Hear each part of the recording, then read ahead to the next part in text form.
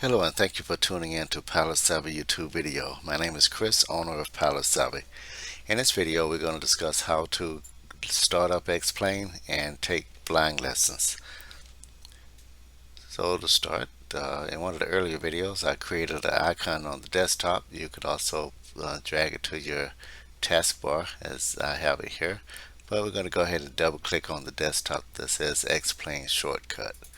So that'll come up. You may or may not receive something like this Checking updates. and prompt it for updates. Updates finished. And it's automatic process. As you see, you don't really have to go and tell X-Plane to do updates. When it starts up, it'll check in and it knows when updates are required. So the options we have here are to resume last flight, new flight, save flight, flight school, and settings. Today we're going to choose flight school. It takes us to a menu. First thing I notice when I go here is one Cessna 172s are in most of these.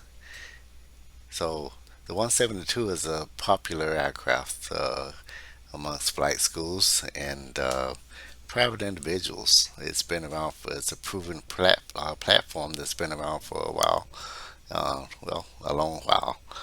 And so it's one of the nicest and easiest to fly trainer aircraft, and it's also good for pleasure flying.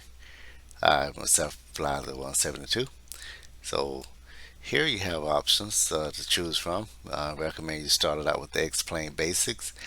This is like having, all of these are like having virtual flight instructors in the aircraft with you.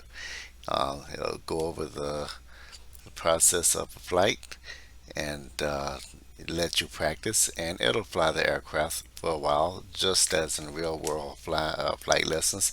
An instructor may take the controls and while explaining to you what's going to be done, and they'll actually demonstrate to you, the student, and then let you fly some hands-on. So here the options we have is the X-Plane Basics, just basically how to maneuver the airplane to get it to do what you want it to do. Then how to take off in a Cessna 172, tail dragger, landing in the Cessna 172, and traffic patterns. So the basics explain that. Then you have your takeoff. Lots of accidents happen during takeoff. So this goes over the proper technique for taking off.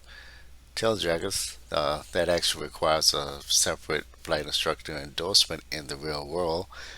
In the sim environment, you're free to fly as you please with no restrictions. However, to make the flight more enjoyable, it's a good idea to know and practice the procedures the same as they are in the real world. It'll make the experience in the sim so much better, so much more exciting and rewarding. Then we have landing the Cessna 172. Uh, there's nothing like a nice stabilized approach that ends in a good landing. So this will cover that for you and let you get some practice in. And again, the advantage is you can't harm the aircraft, you can't harm yourself or anyone on the ground by practicing in a flight simulator. Then we have traffic patterns. Traffic patterns uh, establish procedures for entering and exiting an airport traffic area and or the airport.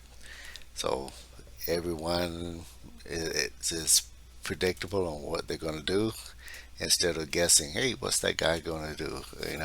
So you have tower, same process that is in the tower and untower. Well, tower airports, the controllers, they may modify the pattern a little bit, but for the most part, it's basically the same.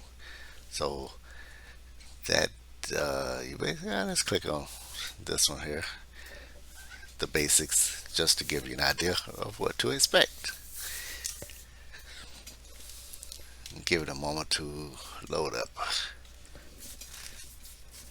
Came up. I'm gonna just disregard that. Okay, so as you see, it's Let's kind of get into it.